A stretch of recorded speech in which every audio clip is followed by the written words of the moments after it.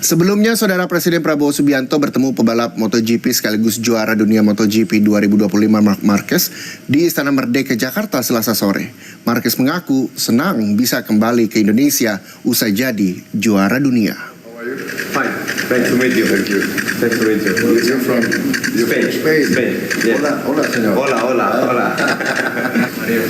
Pertemuan ini terjadi menjelang MotoGP Mandalika di Lombok, Nusa Tenggara Barat. MotoGP Mandalika sirkuit perdana bagi Marquez usai menjadi juara dunia.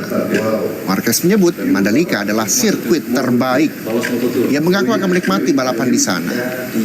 Marquez datang ke istana ditemani Menpora Erick Thohir dan dua pebalap Moto2 Mario Suryo Aji dan juga Veda Ega Pratama.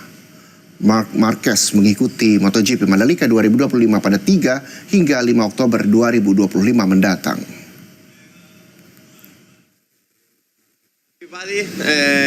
I'm super happy to be back here in Indonesia after being world champion just 3 days ago, and will be the first GP, first circuit after being champion, and I will try to enjoy it a lot. I know that we have a lot of fans here, and it's the best circuit and the best country to enjoy it. So let's see if we can enjoy it in Mandalika GP.